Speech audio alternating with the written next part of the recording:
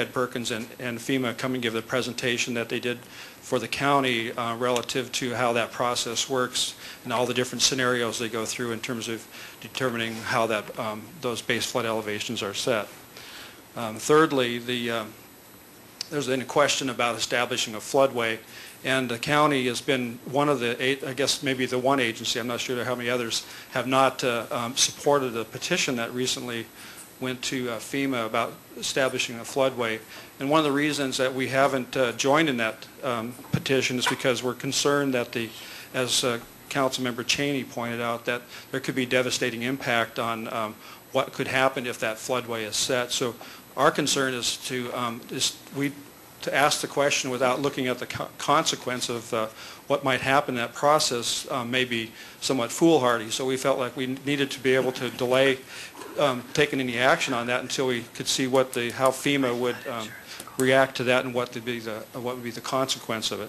So I mean, those are the types of things that we're doing in continued support of the process.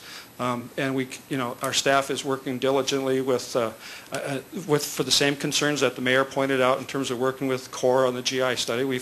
The one thing I can tell you is that I've had a phone call from Colonel McCormick late last night, and I can tell you his direction to staff is he's emphatic that he says that this process is going to be completed. He's putting all his energy in terms of his staff working on making sure this GI process gets done.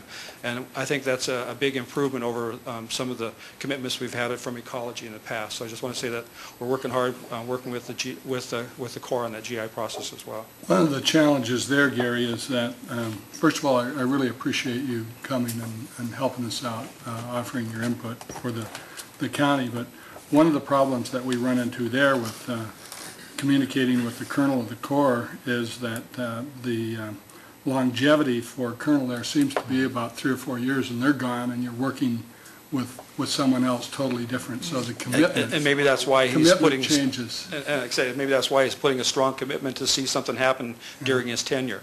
You know, the other question that I had, that the county indicates that they're quite concerned about the establishment of a floodway.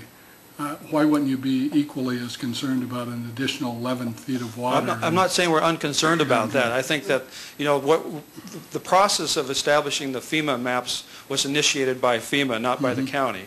And so, we didn't encourage them to start that process, and we know that there's a consequence for going through that process.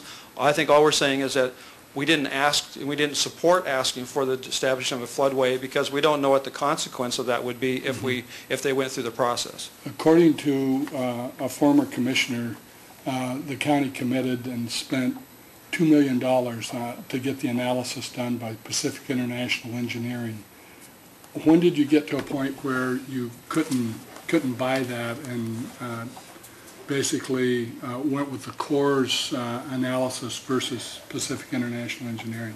I think that, I have no idea if there's a specific time or date. I think that the county concluded somewhere during the process that we needed to work with the federal agencies. We need to also work with the resource agencies because we don't think we'll be successful in coming up with a series of alternatives here without the support of all these agencies at the federal and state as well as tribal levels. So it's important, we think, to be able to maintain and continue to maintain relationship with all the different agencies during that process. Well, I certainly respect the fact that federal agencies taking a position here, but there's nothing that, I think, no oath that we've sworn to follow